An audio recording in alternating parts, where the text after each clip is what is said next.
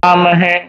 अगनी थी डरी डरी, दृगों में थी नीर भरी, आपके आने से प्रभु बनी सुख धाम है।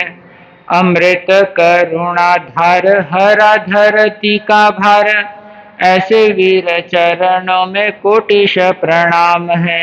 ऐसे वीर चरणों में कोटिश प्रणाम है। नाम जिनवर का सुखकारी, जपो नित जग के नर नारी, मिटे दुख सबका तो भारी, तीर्थपति अंतिम जो आए, उन्हीं की गाथा हम गाए। वीर गुण गाओ मिलकर आज, वीर गुण गाओ। ज्ञात पुत्र चरम तीर्थंकर शासनपति श्रवण भगवान महावीर स्वामी की सदा का जय हो, विजय हो। परम आदरणीय, प्रातः स्मरणीय, परम उपकारी पूज्य रघुपति बुद्ध मुक्ता मिश्री रूप सुकन अमृत गुरुवर के पावन चरण में नमन वंदन। श्रमण संघ के यशस्वी आचार्य परंपरा को आगे बढ़ाने वाले पूज्य आत्मानंद देवेंद्र शिव महेंद्र के पावन चरण कमल में नमन वंदन अभिनंदन। धर्मानुरागी सुश्रावक एवं सुश्राविकाएं, भगवान महावीर के जीवन कथांश को आप श्रवण कर रहे हैं और आपने श्रवण किया कि महावीर प्रभु अपने माता के इतने परम भक्त थे कि जिसके चलते उन्होंने गर्भ अवस्था के अंदर सुदृढ़ संकल्प को ग्रहण किया और ये नियम बना लिया कि जब तक माँ बाप जीवित रहेंगे तब तक मैं सन्यास की ओर प्रविष्ट नहीं होऊंगा। और उन्होंने अपने प्रण को पूर्ण मनोयोग से निभाया। समय निकलता गया, अब समय की धुरा पहुंचती है महावीर प्रभु के जन्म कल्याणक की। महावीर प्रभु का जन्म कल्याणक की चर्चा हम सुने, उससे पूर्व हमें यह चिंतन करना है कि आखिर महावीर का जन्म क्यों हुआ, महावीर प्रभु के जन्म की आवश्यकता क्यों पड़ी, क्यों 24वें तीर्थंकर के जन्म की नितांत आवश्यकता महसूस हुई। कहते हैं ईसा पूर्व 500-600 वर्ष पूर्व ऐसा वो समय था कि जिस समय में चारों तरफ हिंसा का, कषाय का और बुराई का वातावरण चारों ओर फैलने लगा। भगवान ऋषभ देव के समय में जहां नारी की पूजा होती थी, जहां ब्राह्मी सुंदरी जैसे सन नारियों की यशो कीर्ति फैलती थी, वही महावीर प्रभु के जन्म के समय तक पहुंचते पहुंचते बहुत विनाश की लीला प्रारंभ हो गई। उपनिषदों में सूत्र आता है, यत्र नार्यस्तु पूज्यन्ते रमन्ते तत्र देवता। इस सूत्र का मतलब होता है कि जहां नारी की पूजा होती है, जहां नारी का सम्मान बरकरार रखा जाता है, वहां पर देवों का भी निवास होता है।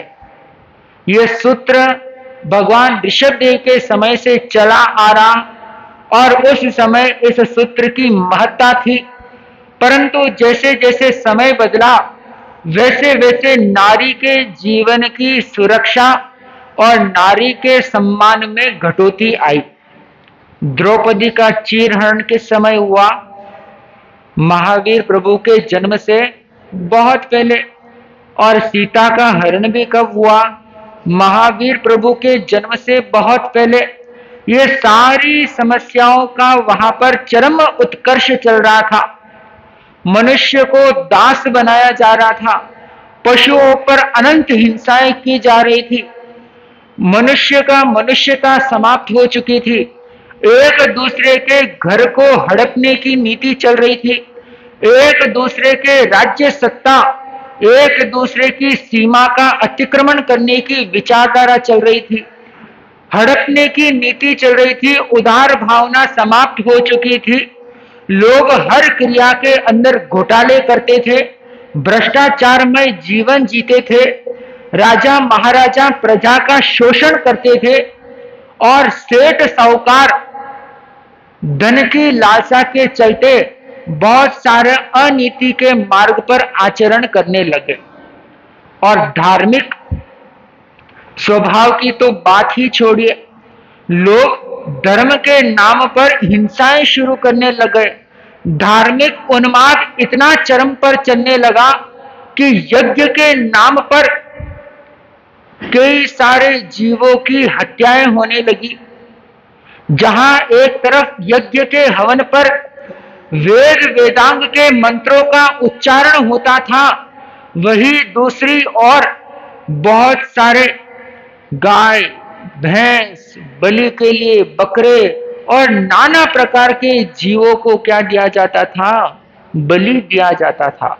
ऐसे समय में जब धरती का छोटा सा छोटा प्राणी भी अंतर से करोड़ पुकार करता है, तो तब कहीं जाकर के महावीर जैसे लोक उद्योतकर का, लोक हितंकर का जन्म होता है। समय गुजरा और लोग इतने नीचे गिरने लगे कि धार्मिक यज्ञ के नाम पर नर मेध यज्ञ जैसे क्रिया करने लगे। जीव जंतुओं को तो बलि में देना दूर की बात, मनुष्यों की तक की बलि दी जाने लगी। ऐसा विषम वातावरण महावीर प्रभु के जन्म से पहले निर्मित हो चुका था। और ऐसे पाप के वातावरण में, हिंसा के सन्नाद में महावीर प्रभु के जन्म का उपक्रम तैयार होता है। गर्भ का समय संपन्न होता है और शुभ संयोग में, शुभ समय में चैत्र शुक्ला त्रयोदशी की वो पावन रात, जिस समय उत्तरा फाल्गुनी नक्षत्र का अमृत काल चल रहा था, प्रकृति ने शुभ संयोग उत्पन्न किया था। ऐसे सुंदर समय और वातावरण के अंदर महारानी त्रिशला, तीन लोक का उद्धार करने वाले, अनंत प्राणियों को मोक्ष का मार्गदर्शन करवाने वाले त्रिलोकीनाथ श्रवण भगवान महावीर प्रभु को जन्म देने का सौभाग्य उन्हें प्राप्त होता है। ऐसे पावन समय में लोक को प्रकाश देने के लिए, दुनिया को उभारने के लिए, लोगों को दुखों से मुक्त करने के लिए, हिंसा पर अहिंसा का सन्नाद करने के लिए, पाप पर पुण्य का जयघोष करने के लिए महावीर प्रभु का जन्म होता है।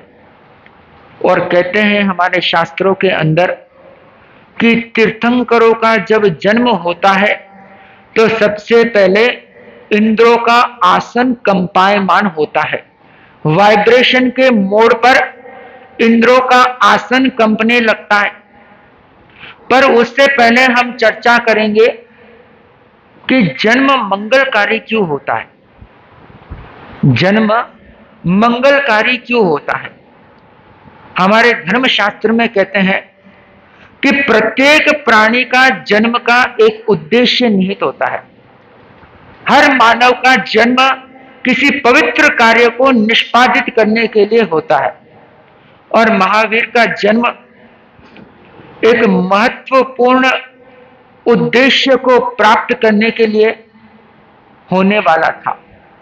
और हमारे शास्त्र में कहते हैं कि एक आत्मा जब मोक्ष में जाती है तब दूसरी आत्मा निगोल अवस्था से निकल करके मानव अवस्था के यात्रा में शुभारंभ पहुंचती है। यानी जितनी आत्मा मोक्ष में जाएगी उतनी आत्मा निगोल अवस्था से निकल करके विकास यात्रा में संलग्न होगी। यानी कि सीट रिजर्व है, उतनी ही सीट है, ज्यादा लिमिटेड, ज्यादा अनलिमिटेड सीट नहीं है। महावीर प्रभु का जन्म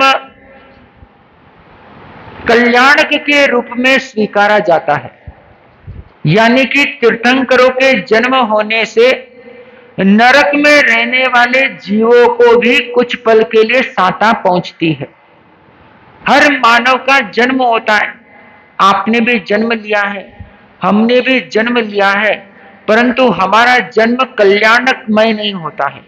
हमारा जन्म कल्याणमय नहीं होता है, जन्म कल्याणमय बनाना पड़ता है, जन्म को पवित्र में बदलना पड़ता है, जन्म को इतिहास के रूप में संबद्ध करवाना पड़ता है।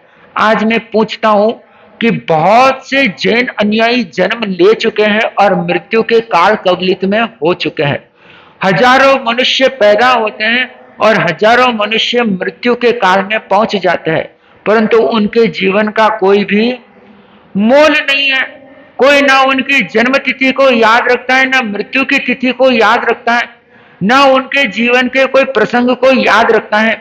परंतु जिसका जन्म कल्याण स्वरूप होता है, उसका जन्म युगों युगों तक स्मरण किया जाता है। उसके जन्म के प्रसंग पर लोग मंगल गीत गाते हैं। ऐसे व्यक्ति के जन्म पर दुनिया मन मयूर की भांति नृत्य का आघोष करती है। आपके घर में भी किसी का जन्म हुआ होगा, क्या आपने भी ऐसा कल्याणक मनाया होगा? नहीं मनाया होगा, क्योंकि संतान का जन्म सौभाग्यमय है या दुर्भाग्यमय है, यह समय पर निर्भर करता है। परंतु हर माता पिता अपने संतान का जन्म हर्ष के साथ क्या करते हैं? स्वीकार करते हैं और जन्म को जन्मदिन के भांति मना करके उस जन्मदिन को यादगार मनाते हैं। और आजकल जन्मदिन का ट्रेंड इतना आगे बढ़ गया है कि बच्चा 1 साल का होता है, पहला जन्मदिन कह करके लाखों रुपए क्या करते हैं आप? व्यर्थ के अंदर डुबोने की कोशिश करते हैं। जन्म को सुंदर तब माना जाएगा, आपका घर के अंदर की खुशियां को जनता के बीच में पहुंचाना होगा। किसी एक घर के अंदर कोई पुण्यवान आत्मा का जन्म होता है और उसकी पुण्यवानी, उसके जन्म की बधाइयां जब तक दुनिया के अंदर नहीं फैलेगी, तब तक उसका जन्म शून्य रूप में कहलाएगा। और जन्मदिन मनाने का ट्रेंड इतना चलने लगाया है कि 1 वर्ष के बालक के जन्मदिन को मनाने के लिए हमारा खूब सारा धन उसके अंदर डूब जाता है। जन्मदिन मनाना कोई बुरी बात नहीं है, परंतु जन्मदिन के मनाने के तरीके को बदलना चाहिए। आप जो व्यक्ति धपा हुआ है, जो व्यक्ति सर्व संपन्न है, उसको और संपन्न बनाते हैं हम जन्मदिन के माध्यम से। 1 साल का बच्चा हुआ, पड़ोसियों को बुलाया, रिश्तेदारों को बुलाया, माँ बहन बेटियों को निमंत्रण किया और जन्मदिन पर बहुत से सीख वाडिया, खाना पीना आदि खर्चा करके जो संपन्न है उसको और ज्यादा क्या बनाया? हमने संपन्न बनाया। आपके घर का कोई चिराग पैदा हुआ है तो उस चिराग की रोशनी अभावग्रस्त व्यक्ति के पास पहुंचेगी तो उसके दिल से निकलने वाली दुआ, उसके मन से निकलने वाला आशीष ही आपके बालक को आने वाले समय में सौभाग्यमय बना सकता है।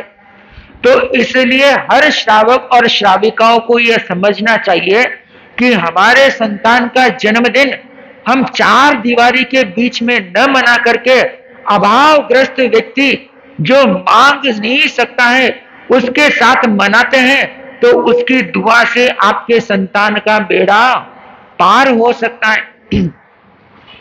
लोक हितकारी महावीर प्रभु का अवतरण होता है।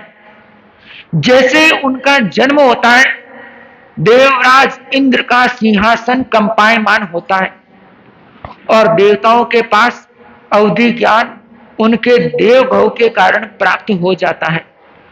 और देवेंद्र शक्रेंद्र ज्ञान का उपयोग लगाते हैं और उपयोग लगा करके सोचते हैं, चिंतन करते हैं कि आखिर आज सिंहासन क्यों कंपायमान हुआ है। और उन्हें अपने ज्ञान से पता चलता है कि क्षत्रिय कुल के कुंडलपुर के नरेश राजा सिद्धार्थ की धर्मपत्नी त्रिशला की कोख से त्रिलोकीनाथ महावीर का जन्म हुआ है। शिशु अवस्था में जन्म हुआ है और देवताओं का एक नैतिक कर्तव्य जीताचार होता है कि तीर्थंकरों के जन्म के अवसर पर जन्म कल्याण का कार्य किया जाए। तो देवता अपने संपूर्ण देव सभा को आदेश देते हैं, 64 इंद्र, 64 इंद्राणी और 56 दिशा कुमारियां देवलोक से निकल करके धरती के अंदर पहुंचती हैं और सभी को विद्या बल के माध्यम से नींद की गहराई में क्या है, सुला देते हैं। और 56 दिशा कुमारियां तृष्णा माता के सूती कर्म को निभाती है, यानी कि जन्म देने के समय जो भी आवश्यक कर्म होता है, जो धाई माता या नर्स का जो काम होता है, वो सारा कार्यभार ये दिशा कुमारियां बड़े ही कुशलता पूर्वक से निभाती है। और कहते हैं कि तीर्थंकर के जन्म से न तीर्थंकर की माता को वेदना होती है और न ही शिशु को जन्म होता है। यह तीर्थंकरों के अतिशय से प्रभाव होता है। परंतु एक और बात समझने के योग्य है कि जन्म लेते ही व्यक्ति रोने लगता है।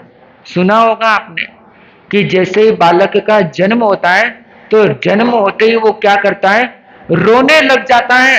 परंतु तीर्थंकर कभी भी रुदन नहीं मचाते हैं, उनके आंखों से आंसू नहीं निकलते हैं। यह उनका अतिशय का प्रभाव होता है कि उन्हें किसी भी प्रकार की वेदना नहीं होती है। तब वहां पर सारे देव और दासियां मिलकर के महाराज त्रिशला की पुत्र महावीर को देवराज इंद्र अपने हाथ में लेते हैं और लेकर के मेरु पर्वत के दक्षिण दिशा में जो पांडुशिला है, उस पांडुशिला पर इंद्र महावीर की उस नन्ही सी काया को अपने हाथ में गोद में लेकर के विराजमान हो जाते हैं। मेरु पर्वत के चारों दिशाओं में 4 शिलाएं कही जाती है। उनमें से एक पांडुक शिला है जो स्फटिकमय होता है, बड़ा ही नरम, बड़ा ही आकर्षक। ऐसे उत्कृष्ट शिला पर इंद्र विराजमान होते हैं और उस प्रसंग पर सारे इंद्र इंद्राणियां दिशा कुमारियां मिलकर के नाद गान वाद्य वगैरह बजा करके खूब सारा नाच गान करते हुए प्रभु के जन्म कल्याण का महोत्सव मनाते हैं और प्रभु का जन्म अभिषेक भी वहां पर करते हैं। तब वहां पर सभी देवताओं में यह होड़ मचने लगी कि हम भी जलधारा से प्रभु का अभिषेक करें। देवताओं में प्रतिस्पर्धा होने लगी, एक देव के ऊपर दूसरा देव, दूसरे पर तीसरा पड़ता है। सभी के मन में ये ललना थी कि हमारे माध्यम से भी प्रभु का क्या होवे, अभिषेक होवे। तब देवराज इंद्र देख रहे हैं कि हजारों देवताओं के माध्यम से जलाभिषेक होने से जल की धारा तीक्ष्ण बनती जा रही है और इससे प्रभु के शरीर पर क्या होगा, नुकसान होगा। देवराज इंद्र के मन में शंका के बीज क्या होते हैं, उत्पन्न होते हैं। और प्रभु तो सभी के मन की शंकाओं को जानते थे। तभी प्रभु ने अपने पैर की चिटोड़ी अंगुली से उसी सिंहासन पर बैठते हुए मेरु पर्वत को स्पर्श किया, हल्का सा दबाव दिया, जिस वजह से विशाल मेरु पर्वत, कितने योजन का विशाल पर्वत वहां से क्या होने लगा, कंपायमान होने लगा, जिसके प्रभाव से सागर का जल उफान पर आने लगा। और देवराज इंद्र उपयोग लगा करके देखते हैं कि जन्म अभिषेक के समय में ये क्या हो रहा है, क्योंकि इस क्रिया के माध्यम से चारों तरफ हाहाकार मचने लगा। ज्ञान से वो देखते हैं कि प्रभु के माध्यम से प्रभु ने अपने बल का हमें क्या दे दिया है, परिचय दे दिया है। यानी कि इतने से छोटे से स्पर्श से इतना विशाल भूचाल क्या है, धरती पर प्रकट हो गया। मैं आपको बताना चाहूंगा कि तीर्थंकरों के शरीर में अनंत बल का निवास होता है। इतना बल कि जिनके सामने हजारों क्या करोड़ों चक्रवर्ती भी आ जाए तो भी उनके बल की क्या नहीं कर सकते हैं, तुलना नहीं कर सकते हैं। हमारे शास्त्रों के अंदर तीर्थंकर के बल के संदर्भ में एक उदाहरण दिया जाता है। उस उदाहरण को समझना और तीर्थंकर के बल का परिचय लगाना। कहते हैं कि 2000 शेर जंगल का दुर्दांत महाबलवान 2000 शेर की ताकत को मिलाकर के एक विशाल अष्टापद नाम का प्राणी होता है। यानी कि 2000 शेर की ताकत एक अष्टापद प्राणी में होता है। अष्टापद का मतलब जिसके 8 पैर होते हैं, या फिर हम ये मान सकते हैं कि पुराने समय में जो डायनासोर की चर्चा आती है, इस प्रकार का वो क्या होगा, विशाल जीव होगा। 2000 शेर का बल एक अष्टापद जीव के अंदर, और ऐसे 10 लाख, एक नहीं दो नहीं 10 लाख अष्टापद की शक्ति एक बलदेव के अंदर होती है।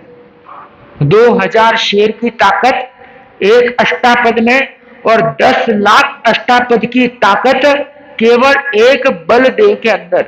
बलदेव का मतलब समझते हैं आप, वासुदेव के जो बड़े भाई होते हैं वो बलदेव होते हैं, और बलदेव की शक्ति अपार मानी जाती है। और 2 बलदेव की ताकत एक वासुदेव के अंदर होती है। ऐसे 2 बलदेव मिल जाए तो एक वासुदेव की शक्ति होती है, और 2 वासुदेव की शक्ति मिलाकर के एक चक्रवर्ती का क्या होता है, बल होता है। यानी कि सामान्य मनुष्य की शक्ति कितनी सूक्ष्म है, ये देखिए कि 2 वासुदेव को मिलाकर के उसकी ताकत एक चक्रवर्ती की होती है, और 1 लाख चक्रवर्ती की शक्ति, 1 लाख चक्रवर्ती का बल आकाश में रहने वाले देव गति के एक देव की ताकत समान होती है। 1 लाख चक्रवर्ती एक तरफ और एक सामान्य सा देव का बल एक तरफ। उसके बाद 1 करोड़ देवताओं का बल जब मिलता है तो एक इंद्र के बल की तुलना होती है। 1 करोड़ देवता एक सामने और एक इंद्र एक सामने, इतनी क्या होती है शक्ति का अनुमान लगा जाता है। और उसके बाद 1 इंद्र नहीं, 2 इंद्र नहीं, लाख इंद्र नहीं, करोड़ इंद्र नहीं, बल्कि अनंत इंद्र मिल जाए तो उनके बल का अनुमान केवल तीर्थंकर भगवान के छोटी सी उंगली को भी, ऐसे अनंत इंद्र मिलकर के भी तीर्थंकर की छोटी सी उंगली को भी झुका नहीं सकते हैं। इससे साधारण बात से हमें अनुमान लग जाता है कि तीर्थंकरों के शरीर में कितना बल है, कितना सामर्थ्य है, कितनी शक्ति है। ये केवल और केवल क्या है, तीर्थंकर के बल से पता चल जाता है।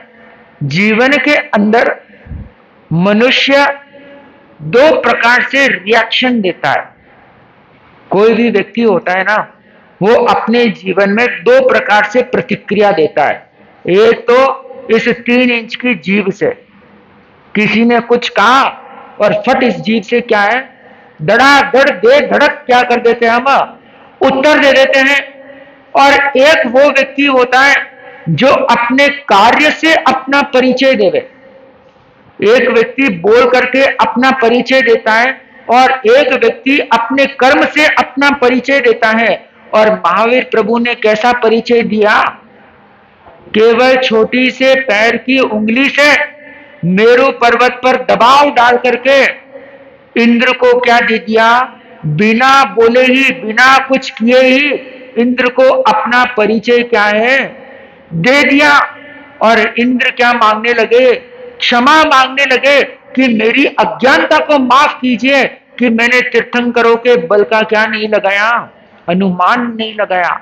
इस छोटे से उदाहरण से क्या सीख मिलती है हमको, क्या शिक्षा मिलती है कि जीवन के अंदर चाहे हम व्यापार में हैं, चाहे परिवार में हैं, चाहे समाज में हैं, चाहे कहीं भी है, कोई भी प्रकार की क्रिया होती है तो उस क्रिया की प्रतिक्रिया कैसी देनी चाहिए हमें, बोल करके नहीं बल्कि कार्य करके क्या देवे हम, परिचय देवे। समाज में कई बार आपने देखा होगा कि लोग आते हैं व्हाइट एंड व्हाइट के अंदर और जबान को हिलाते हुए कहते हैं वहां पर ये कर देना, वहां पर वो कर देना, आज खाने में ये बना देना, ये मेनू कर देना, वो मेनू कर देना। परंतु सहयोग की जब बात होती है तो व्यक्ति आगे वाला सबसे पीछे जाकर के क्या हो जाता है, स्थिर हो जाता है। समाज के अंदर भी आप क्या करते हो, केवल अपनी जुबान को हिलाने का प्रयास करते हो, परंतु जुबान को हिलाने के बजाय कार्य करके उस आवश्यकता की कमी को पूर्ति करके सहयोग देकर के अपने नाम को क्या करो, अपने आप चमकाओ। कई लोग होते हैं समाज के अंदर अपना पोजीशन बनाने के लिए क्या करते हैं, कोशिश करते रहते हैं। उन सभी के लिए भी ये कहानी सीख देती है कि कार्य करके अपना क्या देवो, परिचय देवो। रात का अंधकार होता है और पूरी धरती पर क्या फैली हुई होती है, जड़ता। चंद्र की रश्मियों से हमें क्या मिलता है, आलस्य मिलता है और जड़ता मिलती है। रात के समय में शरीर क्या मांगता है, नींद मांगता है। दिन के समय में शरीर निद्रा नहीं मांगता है। रात के समय में पूरे पृथ्वी तल पर क्या फैली हुई होती है, जड़ता फैली हुई होती है। सभी प्राणी सो रहे होते हैं, परंतु जैसे ही अगले दिन का सुबह का सूर्योदय होने वाला होता है, उससे पहले एक प्रहर पहले ही, यानी कि जब सूर्योदय होता है उसके 3 से 4 घंटे पहले ही सूर्य के आने की तैयारी में पूरी पृथ्वी क्या हो जाती है, जागृत हो जाती है। पशु क्या, पक्षी क्या, सारे सुबह के समय में क्या करने लगते हैं, कलरव मचाने लगते हैं। चूं चूं की आवाजें पूरे प्रकृति के अंदर क्या है, गूंजने लगती है। और किसका स्वागत करती है, सूर्य का स्वागत करती है। त्रिलोक को प्रकाश देने वाला अखंड सूर्य का क्या देता है, वो परिचय देता है। सुबह का सूर्य उदय होता है, क्या किसी को कहना पड़ता है कि सूरज उग गया है, किसी को बोलना पड़ता है कि सूरज उग गया है, या किसी को कह करके समझाना पड़ता है कि सूर्य उदित हो चुका है। सूर्य जब उदय में आ जाता है तो जनता को उसका परिचय क्या मिल जाता है, स्वतः ही मिल जाता है। सूर्य किसी भी परिचय का क्या नहीं होता है, मोहताज नहीं होता है। इसलिए भक्तांबर के अंदर कहा गया है, सूर्यातिशायी महिमासी मुनिंद्र लोके। इस धरती पर तीर्थंकरों का परिचय सूर्य की महिमा से भी कई गुना आगे जाकर के क्या है, बढ़ करके है। अब देखो, लोक का कल्याण करने वाले तीर्थंकर का जन्म का परिचय क्या हो रहा है, अपने आप हो रहा है। क्या इंद्र को न्योता देना पड़ा कि आकर के जन्मदिन मनाओ, जन्म कल्याणक मनाओ? अपने आप क्या हो रहा है, प्रभु के कार्य का निष्पादन अपने आप आगे से आगे होने जा रहा है। यह कहानी हमारे जीवन के लिए अमिट निशानी की बाती है।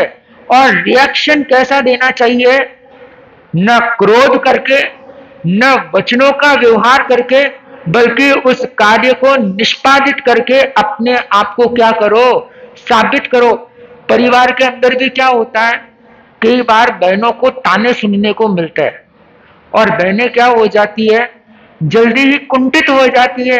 अरे मैं इतनी सेवा करती हूँ, इतना काम करती हूँ, सुबह जल्दी उठ करके मेहनत करती हूँ, परंतु फिर भी मेरे क्या नहीं है, जस का योग नहीं है। सब कुछ करने के बाद में भी मुझे क्या नहीं मिलता है, कोई भी प्रकार का श्रेय नहीं मिलता है, परंतु ध्यान रखना बहनों, न वचन से न क्रोध से कभी भी रिएक्शन नहीं देना चाहिए, बल्कि काम इतना कर लो, काम ऐसा अमिट कर लो कि अगले वाले व्यक्ति को इतना मजबूर कर दो कि अगला व्यक्ति सामने आकर आपकी क्या करे, प्रशंसा और तारीफ करे।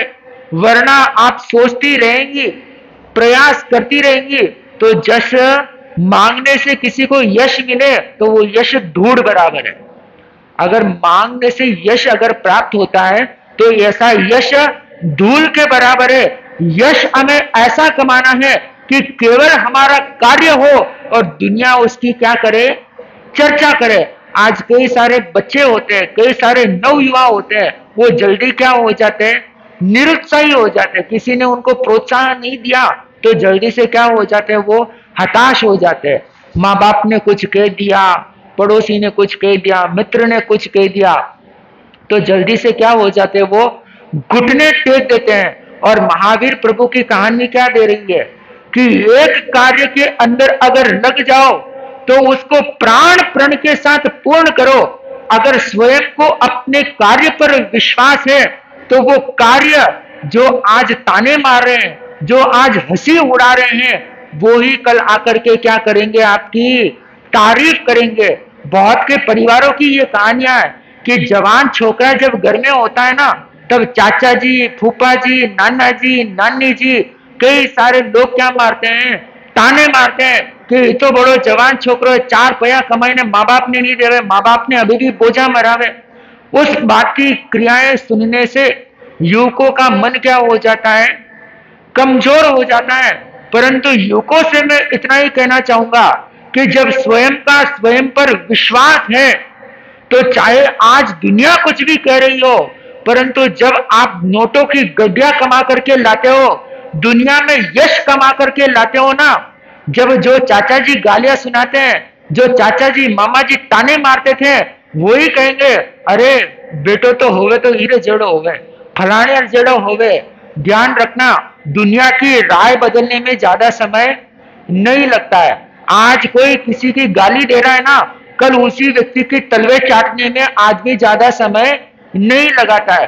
तो दुनिया के राय के ऊपर अपने जीवन को मत चलाओ, बल्कि महावीर प्रभु ने कार्य करके अपना क्या दिया था, परिचय दिया था। तो ऐसा काम करो कि आपका परिचय, आपका काम क्या देवे, दुनिया को स्वतः रूप में देवे। तो इस प्रकार से आकाश के अंदर, मेरु पर्वत के अंदर महाराजाधिराज महावीर प्रभु का क्या मनाया जा रहा है, जन्म कल्याणक मनाया जा रहा है। 64 इंद्र, इंद्राणियां, दिशा कुमारियां सभी बड़ी प्रफुल्लता के साथ महावीर के कल्याण के जय जयकार कर रही है। सभी क्रियाएं होने के बाद में देवतागण क्या करते हैं, धरती पर आते हैं और त्रिशला के पास में महावीर के जीव को पलना के अंदर रख करके और सभी को वापस निद्रा मुक्त करके क्या हो जाते हैं, जिधर से आए थे उस दिशा में क्या है, वापस चले जाते हैं। और किसी को भी क्या नहीं लगता है, पता नहीं लगता है, क्योंकि देवताओं की क्या होती है, विक्रिय शक्ति से ये सारी क्रियाएं वहां पर संपन्न हो जाती है। देवता आए, जन्म कल्याणक मनाया और चले गए, और किसी को कानों कान क्या नहीं लगी, खबर तक नहीं लगी। अब महारानी त्रिशला के आसपास रहने वाले जब देखते हैं और उन्हें पता चलता है कि महारानी ने एक पुण्यवान आत्मा को जन्म दे दिया है और सभी कार्य स्वतः हो गई है, तो सभी क्या हो जाती है, आश्चर्यचकित में हो जाती है।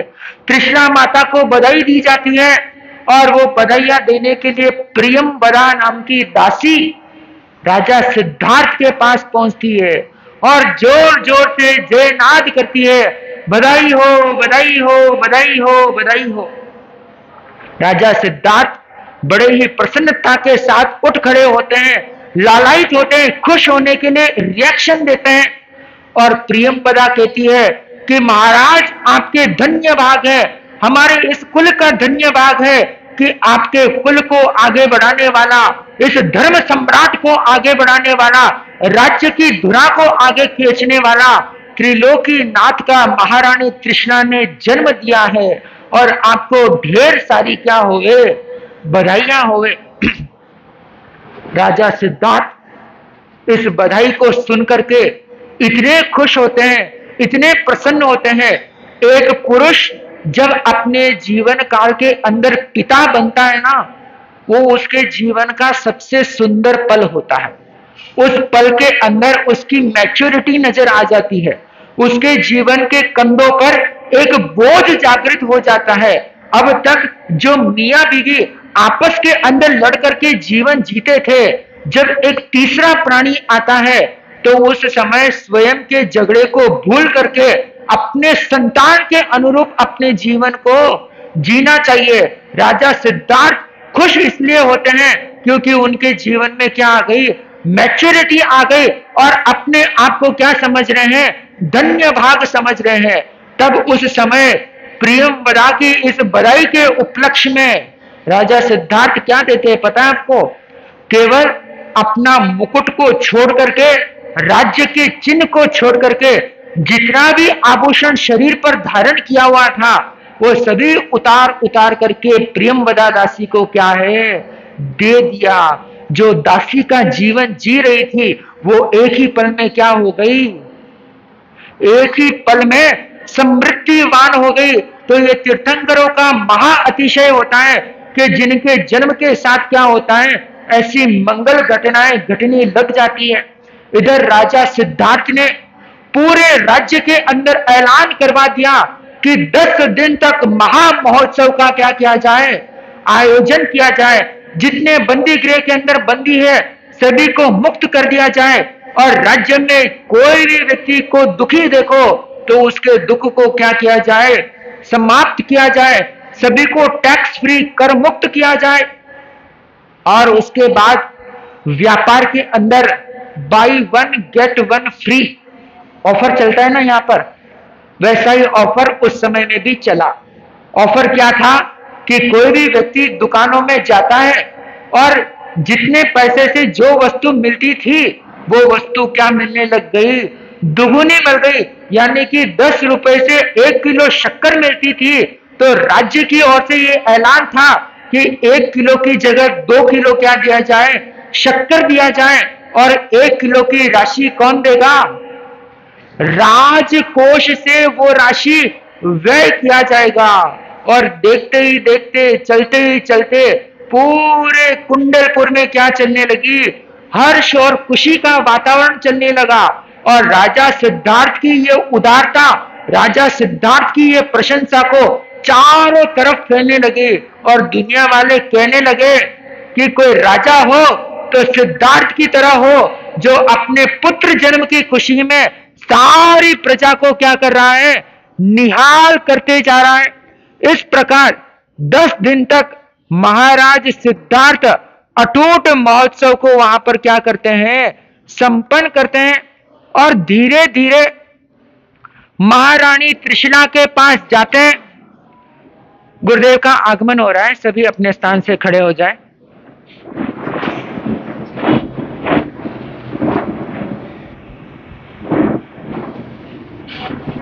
लाइट तो जोड़िए, जरूरत ही होगी।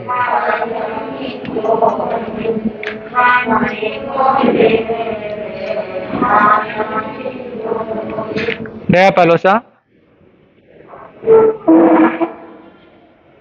भगवान महावीर के माता पिता महारानी त्रिशला और राजा सिद्धार्थ नवयुवान संतान को प्राप्त करके बड़े ही प्रसन्न और खुश थे।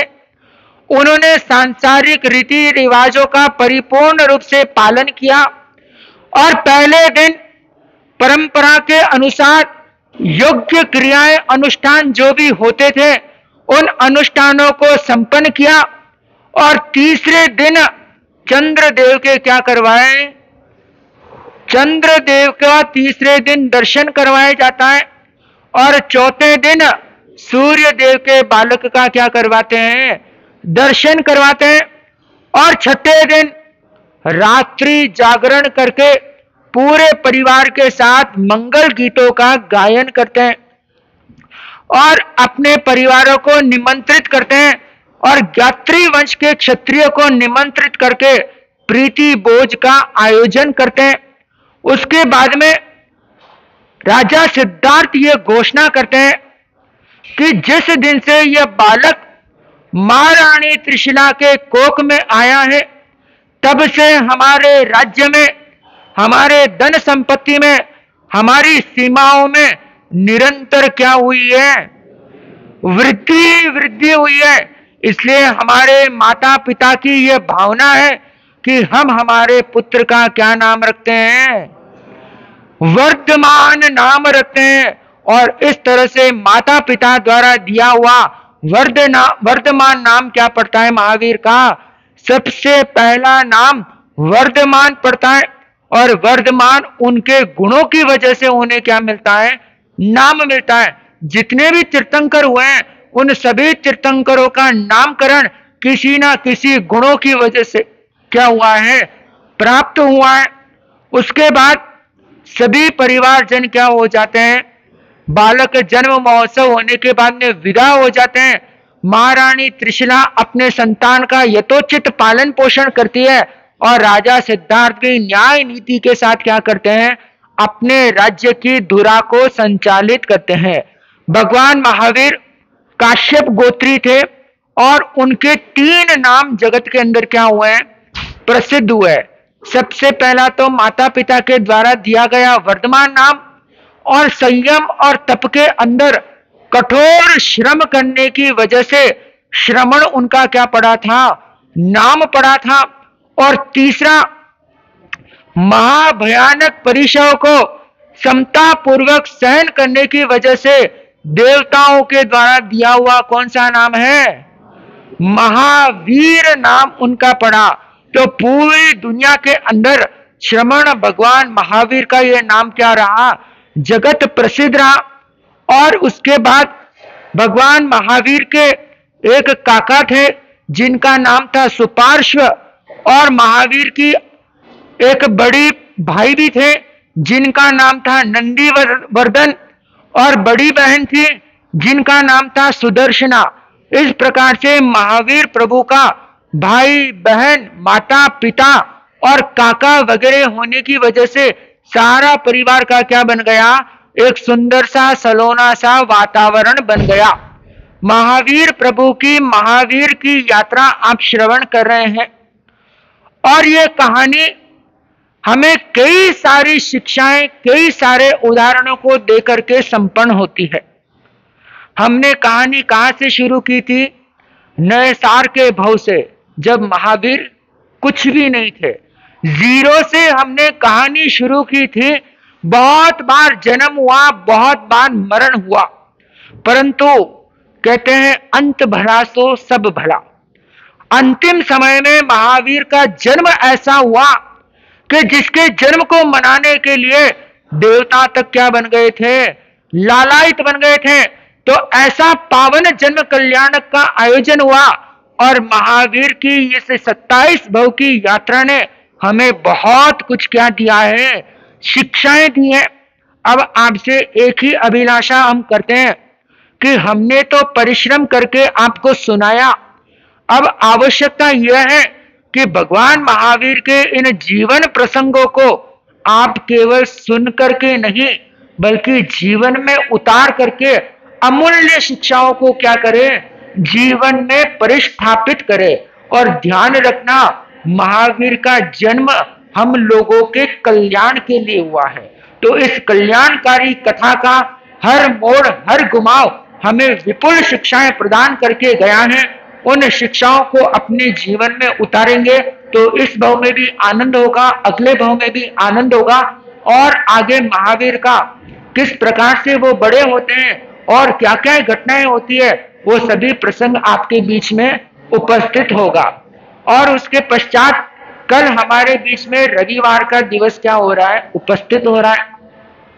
प्रति रविवार की भांति कल भी हमारे बीच में क्या होगा? 9 बजे से लेकर के 10 बजे के बीच में विविध प्रकार का जो जाप होता है, उस लक्ष्य में श्री वज्र पंजर स्तोत्र का जाप अनुष्ठान यहाँ पर होगा। तो 9:15 बजे से पहले आने का क्या रखें? प्रयास करें। और हमेशा मंत्री जी आपको कहते हैं कि जाप को हमें अधूरा नहीं करना है, बल्कि पूर्ण करेंगे तो पूर्ण लाभ मिलेगा।